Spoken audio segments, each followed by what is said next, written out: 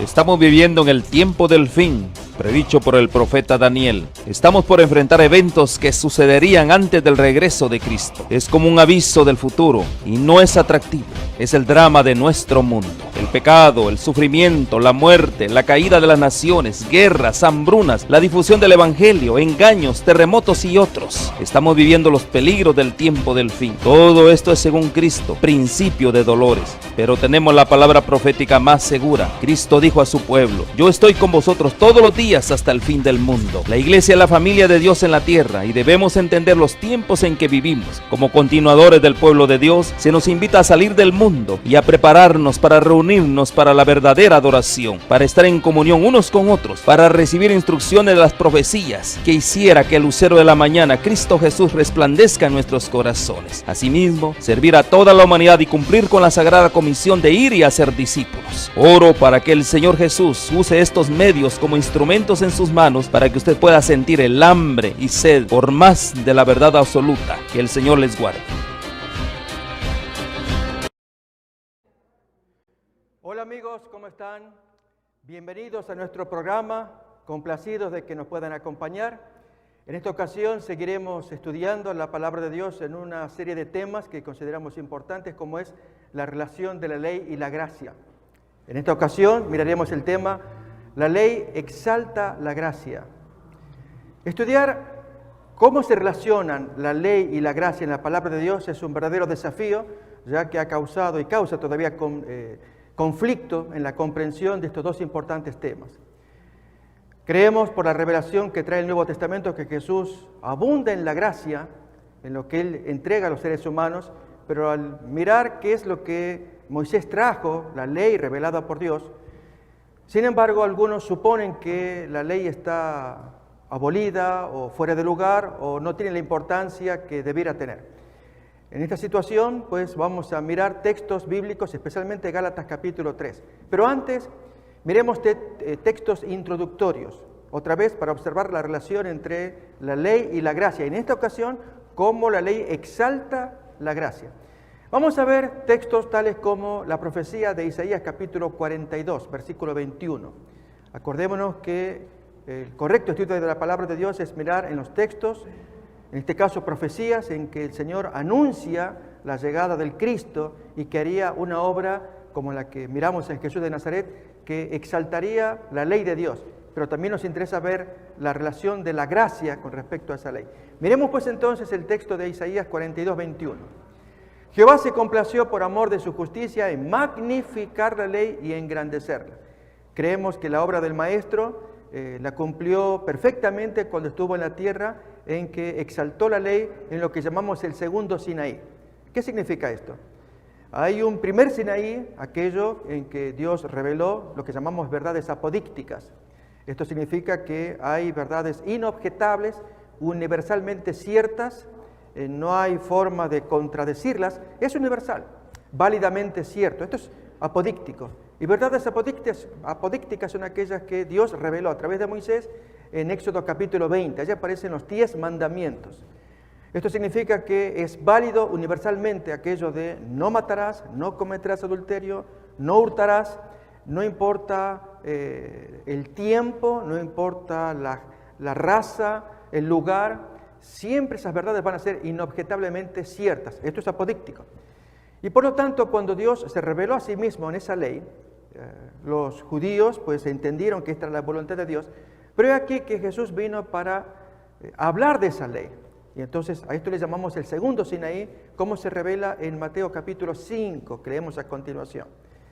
Estos van a ser los versículos que nos van a ayudar a entender la aparición de la segunda ley, es decir, la segunda expresión de la ley de Dios de Éxodo 20 en la persona de Jesús. Miramos entonces Mateo capítulo 5, allí está lo que llamamos el segundo Sinaí. Versículo 1, vemos a Jesús subiendo al monte, como dice acá, viendo la multitud, subió al monte. No sabemos el nombre de ese monte. Y sentándose vinieron a él sus discípulos. Y él comienza a enseñar. Vemos el versículo 2 todavía.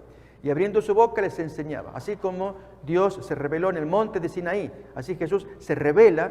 ¿Revelar qué? Acordémonos de la profecía de Isaías capítulo 42, 21. Él viene para magnificar y engrandecer la ley.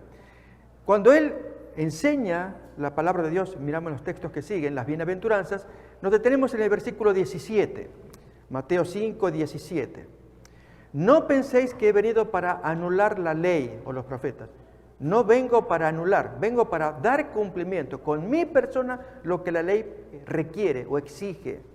Y entonces a continuación todavía exalta más esa ley diciendo que no pasará cielo ni la tierra hasta que se cumpla todo lo que la ley enseña, versículo 18. Pero miremos el 19.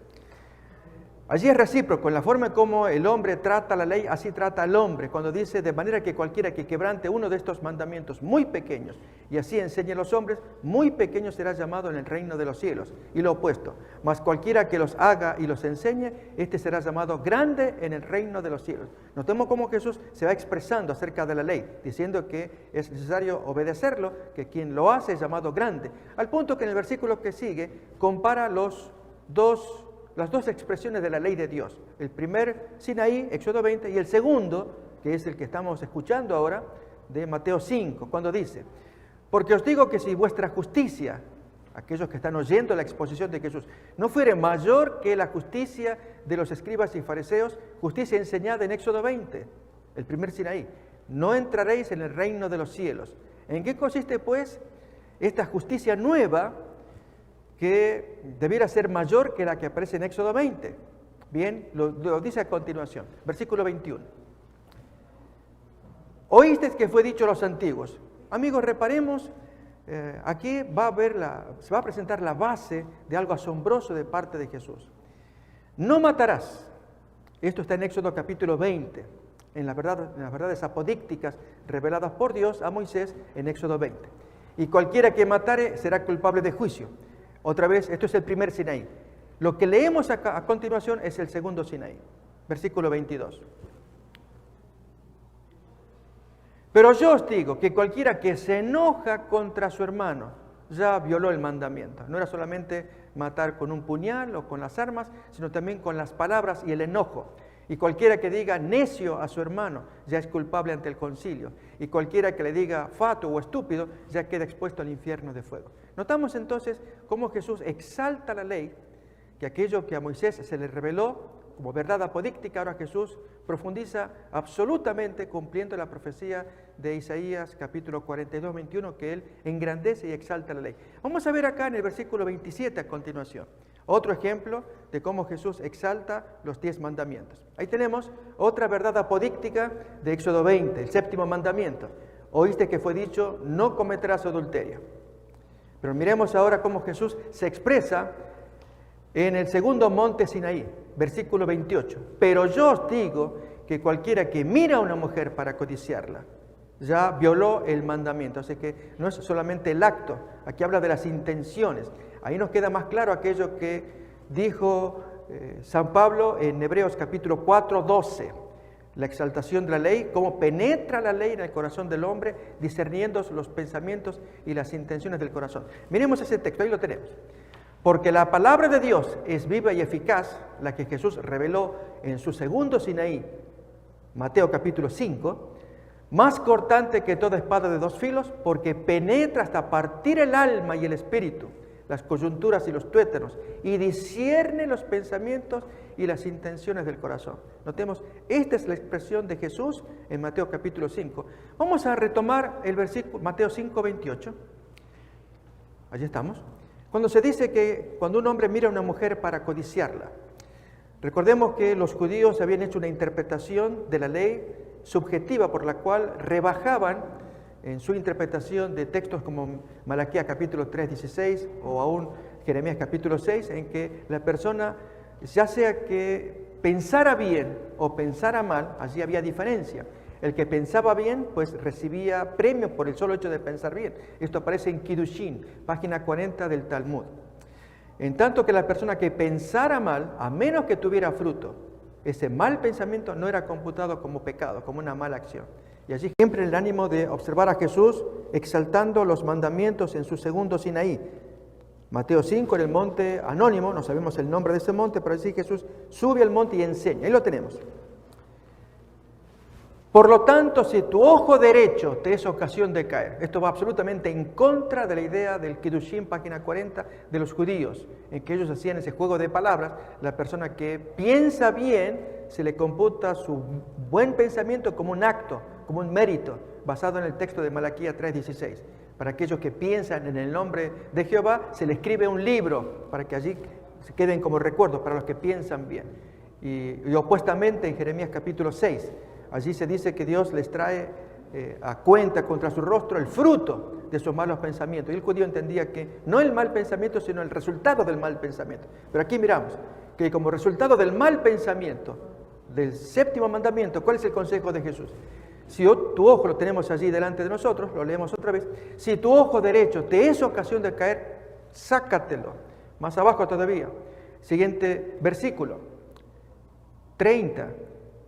Si tu mano derecha te es ocasión de caer, ampútatela. Notemos qué severo es la expresión de Jesús con respecto a la ley. Bien, así ya hemos mirado que Jesús exalta la ley de Dios cuando Él vino aquí a la tierra y la cumplió, la llevó a la práctica. Pero la pregunta que viene ahora a continuación es, ¿qué relación tiene la ley con la gracia? Y dijimos, vamos a ver que la ley exalta la gracia. Leamos textos que nos van a ayudar. En el libro de Romanos, carta que Pablo escribió a los romanos, miramos en el capítulo 6 la comparación de los dos Adanes. Desde el versículo 19, al decir dos Adanes, miramos del versículo 14 allí también, Romanos 6, 14, que así como por la desobediencia de un hombre los muchos fueron constituidos pecadores, así también por la obediencia de uno los muchos serán constituidos justos.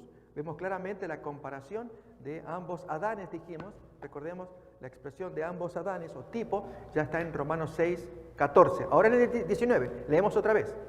Están comparados los dos Adanes y el efecto de uno en el otro, 5:19. Bien, ahí lo tenemos. Porque así como por la desobediencia de un hombre, el primer Adán, los muchos fueron constituidos pecadores, así también por la obediencia de uno, el segundo Adán, Cristo, los muchos serán constituidos justos. Miremos el 20 ahora. Pero la ley se introdujo, allí es el tema que queremos estudiar.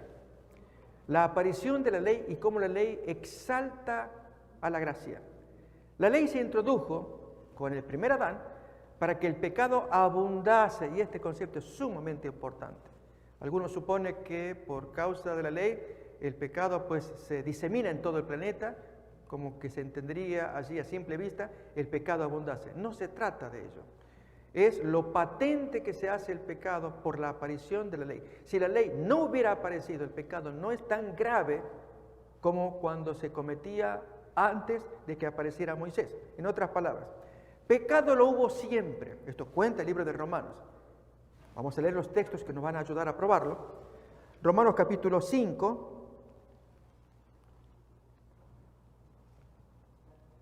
versículos 12 y 13.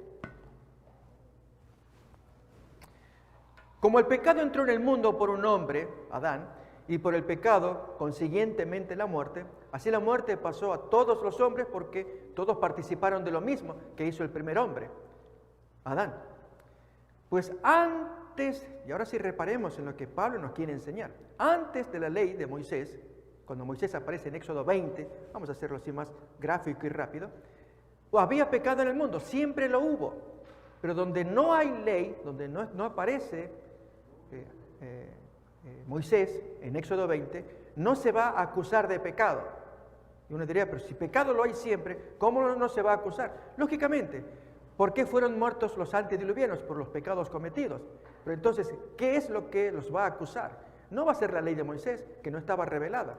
¿Qué los acusa? La conciencia. Esto nos lo cuenta Romanos capítulo 2. Así que mientras no aparezca la ley revelada en Moisés, Éxodo 20, Dios no los va a condenar por algo que no fue revelado, sino que en la conciencia ya está revelada la ley de Dios. Miremos a continuación el versículo 14. No obstante, reinó la muerte desde Adán, el primer Adán, hasta la revelación de Moisés, aún en los que no pecaron a la manera de la transgresión de Adán, el cual es tipo, dice la palabra en griego, del que había de venir. Bien, Entonces están los dos Adanes confrontados, hemos leído 5:19, ahora vamos otra vez al 20, 5:20, que la aparición de la ley en Moisés hace abundar el pecado, es decir, lo hace patente, grave, enorme. Si los antediluvianos fueron muertos por pecados cometidos y con ley de Moisés no revelada, la conciencia los condena, así Dios grabó la ley en la mente de todos, y ahora leemos aquí en el texto, que la ley se introdujo en Moisés para que el pecado abundase o fuera patentizado, agrandado, como cuando traemos una lupa y vemos lo que queremos mirar, pero en tamaño agrandado. Eso es la ley. Pero cuando el pecado abundó, más abunda la gracia. Allí aparece el amor de Dios, que aunque el hombre cae desesperado, condenado por aquello que creyó que no era tan grave, en Moisés es grave. ¿Cuánto más grave con el segundo Sinaí? Y todavía leemos el versículo 21. Para que así como el pecado reinó para muerte, así también la gracia reine por la justicia para vida eterna mediante Jesús. Vamos a ver ahora Romanos capítulo 2, la prueba bíblica de que el hombre es condenado. Si hay ley revelada, será condenado por esa ley. No solamente la de Moisés, cuanto más la ley de Jesús. Esto es Mateo capítulo 5 o segundo Sinaí. Pero si la ley no está revelada, condena la conciencia. Nos lo dice Romanos capítulo 2, desde el versículo 13 en adelante. Porque no son los oidores de la ley los justos ante Dios, sino los hacedores de la ley los que serán justificados. Miremos cómo Dios presenta la ley y la obediencia como requisito de estar en condición con Dios, solamente que el hombre no puede hacerlo. Hubo alguien que lo tuvo que hacer, que fue Cristo, y entonces allí se cumple la ley en la persona de Cristo. ¿Y cuál es el papel que nos queda a nosotros? Es lo que vamos a mirar en el desarrollo del tema de la ley que exalta la gracia. Pero completemos los versículos. Leímos el 13, miremos el que sigue. Muy bien. Porque no son los oidores de la ley los justos ante Dios, sino los hacedores de la ley los que serán justificados. 14 leemos ahora. Porque cuando los gentiles que no tienen ley, la ley de Moisés revelada en Éxodo 20, hacen por naturaleza lo que pide la ley, así estamos mirando que hay una conciencia. Estos, aunque no tengan ley revelada, ellos son ley para sí mismos, es decir, su conciencia es ley para ellos, como dice a continuación el siguiente versículo. Mostrando la obra de la ley escrita en sus corazones, dando su testimonio, su conciencia y acusándoles o defendiéndoles sus razonamientos. Notemos ahí que Pablo nos enseña que hay una ley escrita en los corazones. La misma ley que ahora el Señor quiere escribirla en la promulgación del pacto con Cristo, como miramos en la profecía de Jeremías capítulo 31, pero su cumplimiento lo vemos en el Nuevo Testamento de Hebreos capítulo 8. Otra vez la ley escrita, pero ahora con el sacrificio de Cristo ya queda amplia y, como dice también la profecía, no hará falta que uno le enseñe uno al otro, porque todos me conocerán. Efectivamente, con la llegada de Cristo conocemos la gracia de Dios. Leemos ahora Hebreos capítulo 8, por la cual se nos perdonan los pecados. Miramos entonces Hebreos 8. Son textos todos preparatorios para nuestro estudio que tendremos de Gálatas capítulo 3. Este es el centro de nuestro tema en esta noche. Bien, Hebreos capítulo 8, la profecía de la escritura de la ley en el corazón, como los gentiles que tenían la obra de la ley escrita en sus corazones antes de la promulgación de la ley de Moisés. Capítulo 8, versículo 8 en adelante leemos. Porque reprendiéndoles, dice, he aquí vienen días, dice el Señor, en que estableceré con la casa de Israel y la casa de Judá un nuevo pacto. No como el pacto que hice con sus padres el día que los tomé de la mano para sacarlos de la tierra de Egipto, porque ellos no permanecieron en mi pacto y yo me desentendí de ellos, dice el Señor. Por lo cual, este es el pacto que haré con la casa de Israel después de aquellos días, dice el Señor. Pondré mis leyes en la mente de ellos En el hebreo original de Jeremías 31 aparece el singular. Aquí en plural es debido a que se usa la Septuaginta, traducción griega del original hebreo. Y el apóstol Pablo, que escribe Hebreos, en la carta a los Hebreos, pues toma la Septuaginta. Era normal tomar o uno u otro, era indistinto. Pero entonces para ver que lo que Dios quiere ahora es poner la ley de Dios en la mente y en los corazones. Ahí tenemos Jeremías 31, 33, lo que llamamos el original, una profecía del Antiguo Testamento. Antes que lo leamos, amigos, vamos a esperar un poquito, quiero contar una anécdota y leemos ese texto. Hace unos años atrás tuve una experiencia que se las quiero contar. Y lo que significó ese texto en mi vida y en aquellos que estuvieron presentes en una reunión. Yo daba unas conferencias sobre Apocalipsis allá en mi iglesia en Argentina y un par de jovencitos, hermanos, que vivían a media cuadra de nuestra iglesia, ellos asistieron.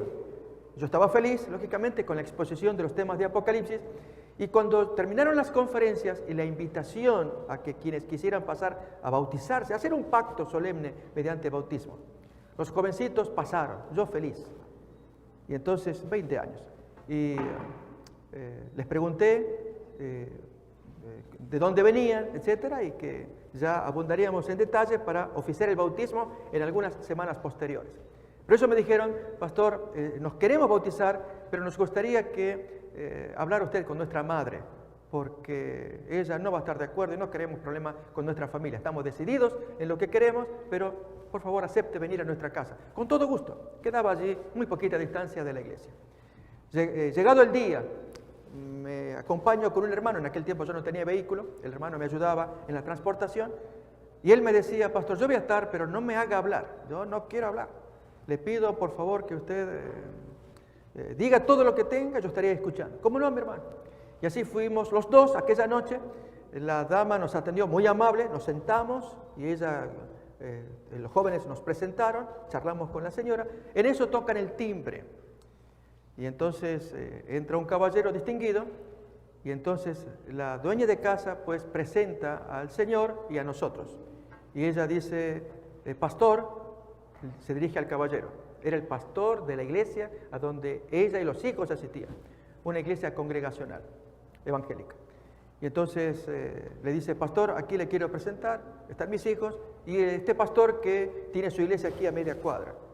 Hermana, yo no entiendo, ¿para qué me hizo llamar? Mire, pastor, le cuento que mis hijos han tomado la triste decisión de dejar nuestra iglesia y bautizarse en la iglesia de acá de este señor. Y entonces el pastor cambió su genio. Él dijo, no puedo creer, hermana, usted me trajo acá a la presencia de este señor y ustedes jóvenes no saben dónde se metieron, y el ánimo de ese pastor cambió absolutamente. Actuó en forma agresiva, diciendo cosas desagradables acerca de estrategias de evangelismo que llevamos los que predicamos.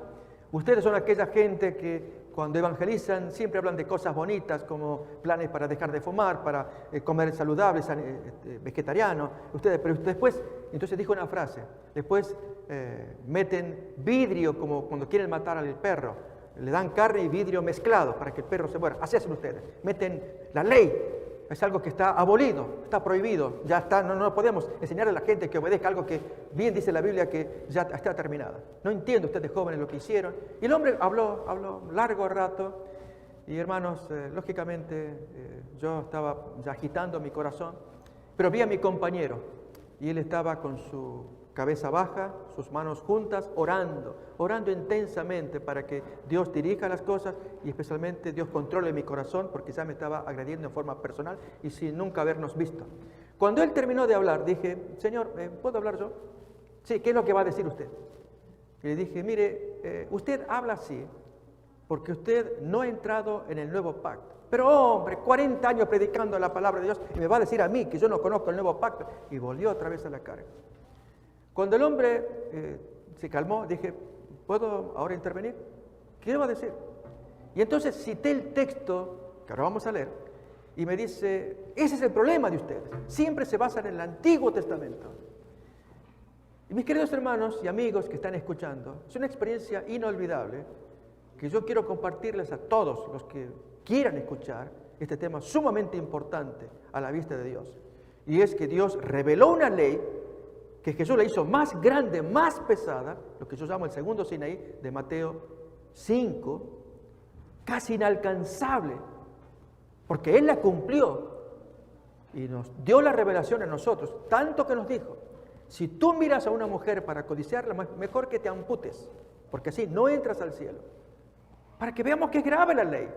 Pero ¿qué salida hay? Ese es el plan de Dios. ¿Para qué Dios dio la ley? Ese es el tema que queremos mirar. Voy a leer a continuación Jeremías 31-33, que fue el texto que le cité a este predicador. Lo leemos otra vez. Allí lo tenemos ya para poner en pantalla. El hombre aguantó parte de mi lectura y luego se cerró porque dijo, esto es Antiguo Testamento, esto ya no vale más. Leo acá. Pero este es el pacto que haré con la casa de Israel después de aquellos días, dice Jehová. Daré mi ley en su mente, la escribiré en su corazón, y yo seré a ellos por Dios, y ellos me serán por pueblo. Versículo que sigue todavía, 34. Y no enseñará más ninguno a su prójimo, ni ninguno a su hermano, diciendo, conoce a Jehová, porque todos me conocerán, desde el más pequeño de ellos hasta el más grande, dice Jehová, porque perdonaré la maldad de ellos, y no me acordaré más de su pecado. Retrocedemos al versículo anterior, 33, para ver que esta escritura de la ley en la mente y en el corazón es la escritura que Dios dio en el Génesis, por el cual dice en Romanos capítulo 2, texto que hemos leído, quizá vamos a retomar, que allí se escribió la ley y los gentiles que no tienen la ley revelada, su mente, su conciencia, o los defiende o los acusa. Pero en este caso ahora hay una ley que se escribe por obra del Espíritu Santo, con un conocimiento que se tiene del Cristo, al cual uno conoce, descubre en el Nuevo Testamento y lo acepta, y el Señor lo salva mediante pacto bautismal y le graba la ley, la misma ley que se grabó en el Edén, allí a la raza humana, pero ahora con el segundo Sinaí queda claro y la fuerza, vamos a ver el papel de Jesús en el desarrollo del cristiano. Pero sigo con el relato de este pastor congregacional. Cuando leí el texto allí, este hombre que lo negó, usted me lee textos del Antiguo Testamento que ya están abolidos. Entonces lo que hice fue ir al Nuevo Testamento para leer exactamente lo mismo. En lo que leíamos hace un momento, lo vamos a repasar. Allí en Hebreos capítulo 8. Leí el texto de Hebreos 8, desde el versículo 8 en adelante. Cuando dije está bien, no leo el Antiguo Testamento, voy a leer lo mismo del Nuevo Testamento. Y mis amigos, allí fue la gran sorpresa que me llevé con este señor. Él quedó mudo, no discutió más, quedó humillado también. Gracias a Dios, Dios me cuidó para no ofenderlo, sino que el texto bíblico fue contundente para él. Quiero terminar la historia diciendo que el hombre luego se retiró,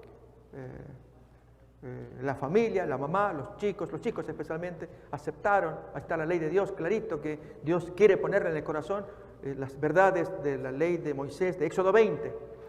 Y entonces los jóvenes se bautizaron.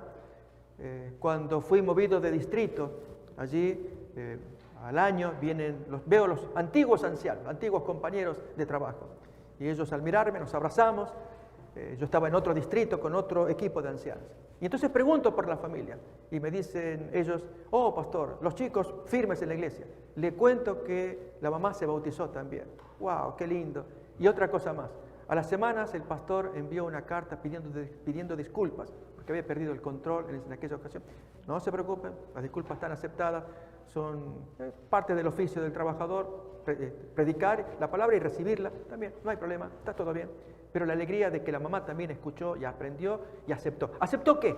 Miremos el texto ahora de Hebreos capítulo 8 en adelante. Y amigos, esto es Nuevo Testamento, la exaltación de la ley de Dios, la grabadura de la ley en el alma mediante el pacto de Cristo. No puede estar abolida esa ley que Dios ya le había dado en el Edén.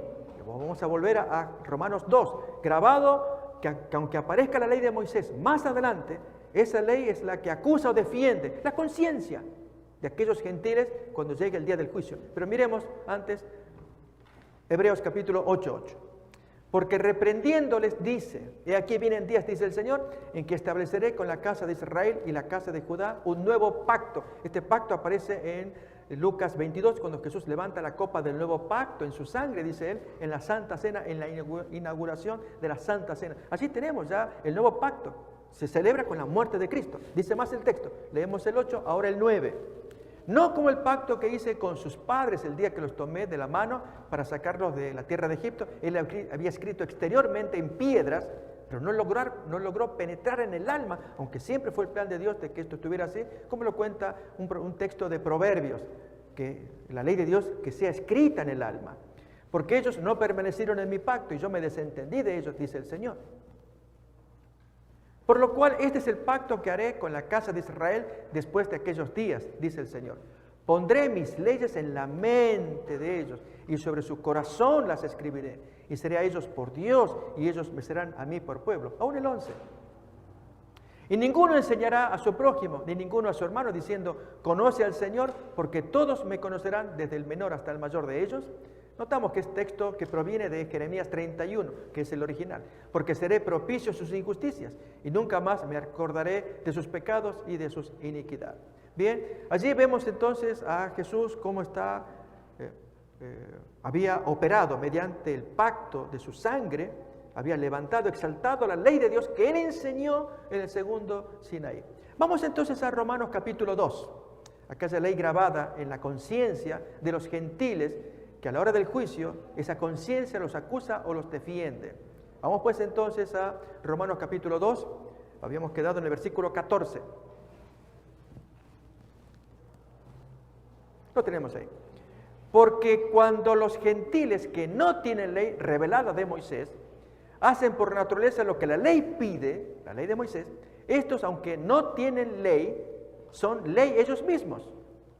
Allí va a aparecer ellos defendiéndose ante el juicio de Dios, mostrando la obra de la ley escrita en sus corazones, dando su testimonio y acusándoles o defendiéndoles sus razonamientos. 16. En el día en que Dios juzgará por Jesucristo los secretos de los hombres conforme a mi evangelio. Vamos a ver un ejemplo de ello cuando la conciencia acusa luego del pecado cometido. Este ejemplo que miramos ahora aparece en Génesis. Lo estudiamos en alguna otra ocasión, pero viene a luz que esto nos prepare para adentrarnos en Gálatas capítulo 3, como la ley exalta la gracia. La ley exaltada por Jesús. Así que Jesús exalta la ley y la ley cuánto más va a exaltar la gracia. Pero leamos primeramente ya nuestro último texto en esta introducción, antes de adentrarnos en Gálatas capítulo 3, Génesis capítulo 38.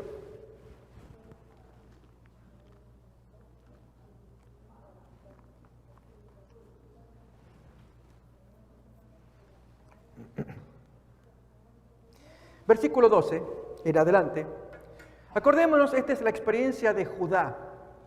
Cuando este hombre comete gravísimo pecado, cuando se llega a una mujer sacerdotisa, en nuestra traducción en español la tenemos como ramera. En hebreo es kedoshá, que significa mujer santa. Y por lo tanto, la nuera que esperaba que el suegro le entregase al tercer hijo como marido, ya que los dos primeros murieron, y no murieron por causa de la mujer, sino que Dios los mató a y Onán por gravísimo pecado cometido por estos hijos cananeos. Grave error de Judá, hijo de Jacob, pueblo de Dios, de mezclarse con las tribus paganas, idolátricas, con perversa costumbre y conducta. Bien, lo cierto es que el texto acá dice, pasaron muchos días y murió la hija de Súa, mujer de Judá. Después Judá se consoló y subía a los trasquiladores de sus ovejas a Timnat, él y su amigo Gira, el adulamita. Solía mezclarse este Judá con la gente secular. No habría problema si fuéramos luz. Aquel cristiano que se mezcla con gentiles, Jesús nos dice, somos llamados a ser sal de la tierra, mezclarnos para dar luz, pero en este caso es al revés. Él que tiene luz de la obediencia de Abraham, su ancestro, en lugar de llevar luz, más bien se deja contaminar del pecado que hay alrededor, como miramos a continuación. Y fue dado aviso a Tamar, diciendo, he aquí tu suegro, recordemos, ella era cananea, sube a Timnat a trasquilar sus ovejas. Versículo que sigue, mientras la mujer no recibía al nuevo marido, que por ley moral, la ley del levirato de Deuteronomio 25, ley del cuñado, morían los maridos, el cuñado tenía que tomarse cargo de esa mujer viuda. Entonces se quitó ella los vestidos de su viudez y se cubrió con un velo y se arrebozó, se arregló y se puso a la entrada de Enaim junto al camino de Timnat, porque veía que había crecido Sela, el hijo menor de Judá, y ella no era dada a él por esposa. Y la vio Judá y la tuvo por Kedoshá. Recordemos esa expresión. 4 veces aparece en Génesis 38. Porque ella había cubierto su rostro, la forma como se había vestido, tapado el rostro, pero se puso mujer sensual, como eran las sacerdotisas o hieródulas de los cultos cananeos. Un culto que era atractivo para la sensualidad de hombres y mujeres, y sin embargo Dios lo aborrecía porque promovía la fornicación. ¿Qué ocurre ahí? La vio Judá y la tuvo por Kedoshá, porque ella había cubierto su rostro. Y se apartó del camino hacia ella y le dijo, déjame ahora llegarme a ti. Era normal, si estaba la sacerdotisa, pues hacer el ofrecimiento, recibir la oferta, el dinero de por medio. Pues no sabía que era su nuera. Y ella dijo, ¿y qué me darás por llegarte a mí? Él respondió, yo te enviaré del ganado un cabrito de las cabras, como parte de los sacrificios, de los servicios cananeos. Él iba a ser uno, solamente que no lo tenía consigo el cabrito. Y ella dijo, dame una prenda hasta que me llegue tu sacrificio. La mujer fue inteligente. Entonces Judá dijo, ¿y qué prenda quieres? Ella dice, dame tu sello, tu cordón, tu palo, el báculo, el cayado que tienes en tu mano. Y él dice, se los da, y se llegó y ella se embarazó. Era lo que tanto quería como mujer, que había sido despreciada. Ella no tenía la culpa de tener esposos, y Onán, hermanos. Uno murió, el otro continuó como cuñado, se casó, y el tercero, Sela, debía casarse también, según la ley del cuñado de Deuteronomio 25. Pero eran tan malas personas, típicas de un ambiente cananeo, que Dios tuvo que intervenir y quitarlos de la tierra. Entonces, cuando le entrega estas cosas y ella concibe, aparece lo siguiente. Miremos acá lo que sigue, versículo que viene. Luego se levantó y se fue y se quitó el velo de sobre sí y se vistió las ropas de su viudez. Y el relato nos va a contar que Judá quiso cumplir con ella de llevarle el cabrito, el sacrificio por ese acto que habían consumado juntos. Recordemos, era parte de las prácticas idolátricas cananeas, la fornicación consentida con vistas a sacrificios rituales. Pero aquí que cuando se lleva el cabrito no encuentran a la mujer, no hubo tal sacerdotisa acá en esta zona, entonces Judá se siente como que él cumplió. Pero meterse con un culto pagano es pecaminoso. Vamos a ver en qué queda Judá. Bien, el texto nos va a contar a continuación. Versículo 24. Sucedió que al cabo de unos 3 meses fue dado aviso a Judá, diciendo, Tamar tu nuera ha fornicado, y ciertamente está embarazada a causa de las fornicaciones. Y Judá dijo, sáquenla y quémenla. Notemos que a pesar de ser un ambiente cananeo, hay leyes que todavía se respetan. Recordemos, aquí hay una fornicación consumada porque forma parte de un culto aceptado mutuamente, creado por los cananeos, en que una forma de agradar a los dioses de la tierra era fornicando, entregando el sacrificio, un animal, allí se recibía una ofrenda también, un pago por el servicio, y entonces esperando que los dioses cumplan el pedido del adorador. Y era que si la mujer ella evitaba fecundarse, no conocemos los métodos anticonceptivos de ese tiempo, pero la fornicación abundaba, era la muestra del hombre allí al intentar fecundar y que la mujer debía evitar.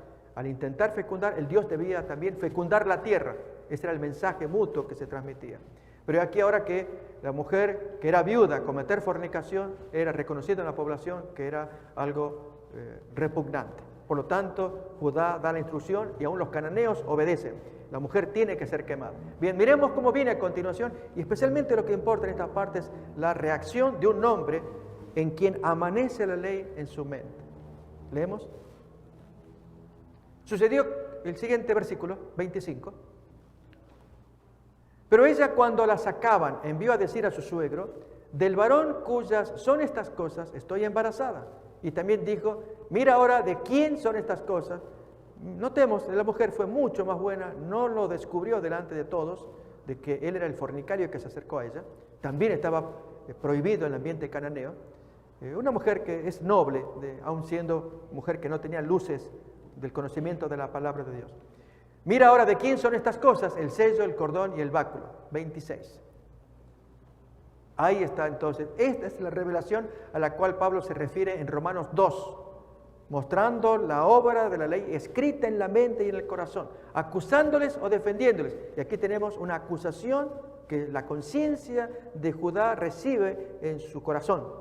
Judá dice, o reconoce primero, y dice, más justa es ella que yo, por cuanto no la he dado a Sela, mi hijo, y nunca más, lógicamente, la conoció. Estaba arrepentido de lo que había hecho, pero el acto de quemarla, de hacer justicia, ¿acaso no era justo que él se aplicara la ley a sí mismo? Bien, notemos, aquí la ley de Moisés no está revelada, pero la ley de Dios sí está revelada en las conciencias. Lo acaba de descubrir Judá con el acto que hizo la mujer, porque entendió allí claramente qué es lo que había pasado y que Tamar no era digna de acusarla o condenarla, sino a él, porque no había hecho lo que tenía que hacer como suegro, de entregar a ese hijo querido que él retenía, de haberle entregado a la mujer, ya que el suegro creía que la mujer provocaba las muertes de los hijos. Bien, ya estamos por entrar en Gálatas capítulo 3, y una historia fascinante que miraremos, que seguramente continuaremos en las siguientes emisiones. Pero vamos pues entonces a Gálatas capítulo 3. Con lo que hemos estudiado hasta este comienzo, desde el versículo 6 en adelante. Quédesenos la idea de que hasta aquí, en esta segunda lección, ya tuvimos una anterior en esta serie, soportando la sana doctrina, la ley y la gracia, la relación que hay entre ambas, que es un tema tan fascinante que merece varios estudios de reflexión. Y hoy creemos que queda asentado que la ley de Dios dada en Moisés, dada por Dios en Éxodo 20, como verdades apodícticas, ahora Jesús las exalta y nos interesa la relación de la gracia ahora. ¿Qué papel juega la gracia con esa ley exaltada? Ahí dice, Gálatas 3:6. Así Abraham creyó a Dios y le fue contado por justicia. Sabed por tanto que los que son de fe, estos son hijos de Abraham. Ellos creen y se les acredita esa fe como justicia, como aprobación de parte de Dios. Son reconocidos justos, no por acciones hechas, sino por un acto de la conciencia, de la voluntad. Es creer, es lo que Dios tanto quiere. Y la Escritura, previendo que Dios había de justificar por la fe a los gentiles, dio de antemano la buena noticia a Abraham diciendo, en ti serán benditas todas las naciones. Este es un concepto muy importante que hasta el día de hoy los judíos no lo aceptan. Ellos no pueden entender que por el mero asentimiento una persona pueda ser reconocida justa, santa delante de Dios por una actitud de un creer y no por una acción consumada. El judío es más proclive a creer que con acciones que se hagan, allí la persona merece la aprobación o no. En este caso es solamente el creer. Fijémonos ya en este contexto, ahora antes de mirar los versículos que siguen, versículo 9, vamos a retomar este pensamiento del premio por creer en lo que aparece en Hebreos capítulo 11, versículo 6. Allí se nos enseña claramente cuál es la voluntad de Dios con respecto a nuestra relación con Él. Sin fe es imposible agradar a Dios, porque es necesario que el que se acerca a Dios crea dos cosas. Una, que existe, que Él es real, que Él es vivo, aunque invisible, y además que es premiador de los que le buscan. Y cuando una persona busca a Dios, y que Dios dice, yo te puedo perdonar, tú tienes que creer en eso, eso es fe. Creer en ello, entonces, le es computado como una gracia de parte de Dios. Se le acredita justicia, porque has creído, entonces yo te doy la parte que a ti te corresponde, el premio que te quiero dar. Recordemos que esta fue la expresión que Jesús dijo a Tomás, allí en Juan, cuando Tomás dijo, hasta que no meta los dedos allí donde él fue herido, yo no les voy a creer a ustedes. Y Jesús se apareció de repente y lo llama a Tomás, ven Tomás, mete tu dedo en mi costado, mete aquí tu dedo en mi mano, y no seas incrédulo, sino creyente. Tomás, asustado, se arrodilla, Señor mío, Dios mío. Y las palabras de Jesús, bienaventurado, a ver, ¿nos acordamos de la expresión? Es más bienaventurado creer que ver. Ahí tenemos nuevamente el versículo. Tomás responde y le dice, Señor mío y Dios mío. Y entonces la frase de Jesús, porque me has visto, Tomás, creíste. Bienaventurados son los que no vieron y creyeron. Son más felices las personas que creen y no necesitan ver, creen. Eso es lo que Dios tanto quiere de los seres humanos. Que no pidan pruebas tangibles, como pidió Tomás, que crean que Dios puede perdonar. Vamos entonces ahora a Gálatas 3:9, en el desarrollo de Pablo de cómo son bienaventuradas las personas que creen, son justificadas por fe, por creer, y luego aparecerá la ley, que es el tema que nos interesa. Vamos pues entonces, dice allí, de modo que los de la fe son bendecidos con el creyente Abraham, que desarrolló fe, que creyó en Dios. Porque todos los que dependen de las obras de la ley están bajo maldición. Y allí aparece un concepto que también los judíos hasta el día de hoy lo disputan, pero está en la palabra de Dios. Los que dependen de las obras de la ley están bajo una maldición, porque ya está escrito. Maldito es el que no permaneciere en todas las cosas escritas en el libro de la ley para hacerlas. Y por lo tanto, si uno va a depender de la ley, ya hay una maldición. Si uno no cumple esa ley, pues carga la maldición. Dios no quisiera que nadie entre en ese camino, que por el esfuerzo que haga de tratar de cumplir lo que aparece allí y no hacerlo, cae en maldición. No obstante, el texto así dice. Bien, leemos entonces el versículo que sigue a continuación. Y que por la ley ninguno se salva, se justifica delante de Dios, es evidente, porque ya el texto dice en Habacuc, el justo por la fe vivirá. Dependerá de su fe, de creer, porque ante Dios la fe es tan importante que hemos leído de Hebreos 11:6, que sin fe es imposible agradar a Dios. Dios quiere que el hombre crea que Dios existe y que además premia. Y cuando premia es que el hombre se acerque y cree en los profetas, cree en las promesas, cree en la obra de Cristo, en lo que Él hizo. Creerlo y entonces actuar en consecuencia. Dice todavía el versículo 12 de Gálatas 3. Y la ley no tiene relación con la fe, porque la ley dice el que hace estas cosas, no el que cree en estas cosas. El que hiciere estas cosas vivirá por ellas. Pero sucede que por no poder hacerlas se entra en maldición. 13 todavía de Gálatas. Cristo pues nos redimió, nos compró, nos rescató de la maldición de la ley, hecho por nosotros él mismo maldición, como está escrito, maldito todo el que es colgado en un madero, texto de Deuteronomio. Pues al sufrir él mismo la maldición, al pagarlo muriendo en cruz, una maldición de parte de Dios para quienes cometían pecado, él fue computado como pecador también, al cargar en él todo el pecado de la raza humana. Versículo 14, para que en Cristo Jesús la bendición de Abraham alcanzase también a los gentiles, a fin de que por la fe recibiésemos la promesa del Espíritu. Hermanos, hablo en términos humanos, un pacto, aunque sea de hombre, una vez ratificado, nadie lo invalida ni le añade. 16. Ahora bien, a Abraham fueron hechas las promesas y a su simiente. No dice y a las simientes en plural, como si hablase de muchos, sino como de uno, y a tu simiente, la cual es Cristo. Esto pues digo, el pacto previamente ratificado por Dios para con Cristo, la ley que vino 430 años después, esa ley no lo abroga para invalidar la promesa dada a Abraham. Aquí va a ser un juego de dos palabras, promesa y pacto. Hay una promesa que se le dio a Abraham que dice, en ti serán benditas todas las naciones de la tierra, porque tú has creído, yo voy a premiarte la fe que tú tienes y hacer que tu descendencia reciba toda bendición. Pero aquí que 430 años aparece un pacto. Muy bien, vamos a ver en qué consiste y de qué trata este pacto. 18. Porque si la herencia proviniera por la ley, ya no viene por la promesa que Dios le dio a Abraham cuando dijo, en ti serán benditas todas las naciones de la tierra. Eso es una promesa. Por ahí viene entonces el cumplimiento por la promesa. Pero Dios la concedió a Abraham mediante la promesa. Y viene la pregunta clave que desarrollaremos parcialmente ahora y más abundante en la siguiente emisión. Pregunta muy importante. 19. Entonces, ¿para qué sirve la ley 430 años dada después? Si la promesa fue hecha a Abraham, en tu simiente serán benditas todas las naciones.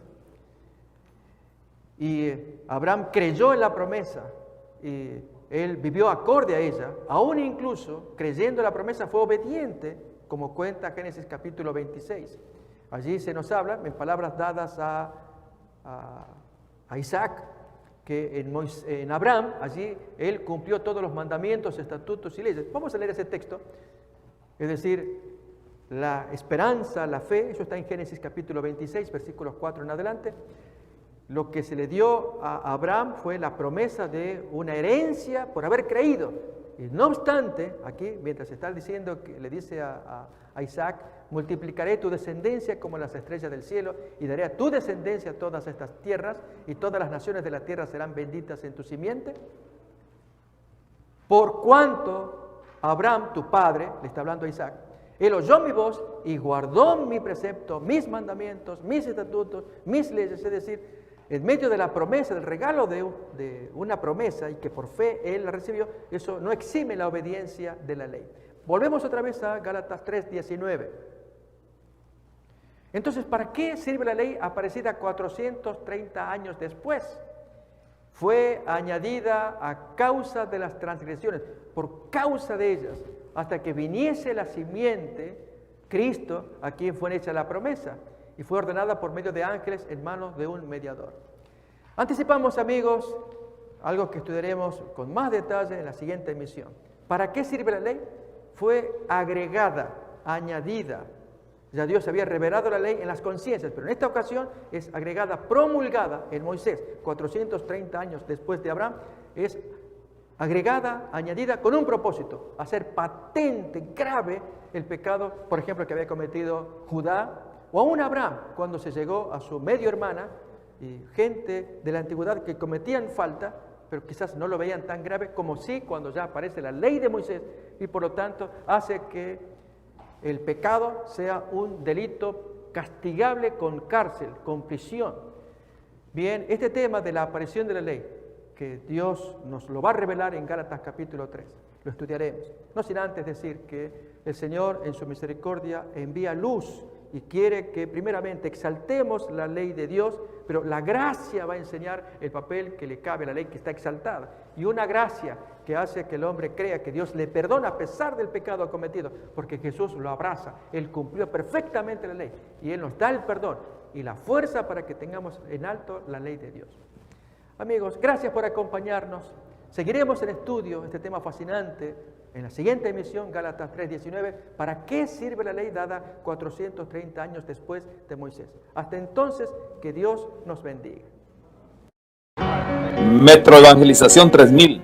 En la Biblia encontramos el gran desafío evangelístico que han representado las ciudades a quienes desean hacer suya la orden de ir y predicar el Evangelio. En la actualidad, la mayoría de personas viven en las grandes metrópolis. Debemos aceptar que hoy podemos predicar a cientos, miles y millones de personas que están a nuestro alrededor. Y esto lo podemos hacer con planes muy abarcantes que nos desafíen a una obra mayor. Ya están listos los peces, ya están listas las redes, solo faltan los pescadores. Presentamos Metro Evangelización 3000. Todos pueden hacer algo en esta obra. En estas reuniones hogareñas presentamos a Cristo a las familias. Metro Evangelización 3000, donde más de 125 ciudades serán impactadas por el mensaje de salvación de la verdad presente. Únete, acércate y forma parte de este magno evento. Abre tu hogar y sed de gran luz. El Señor está esperando por ti.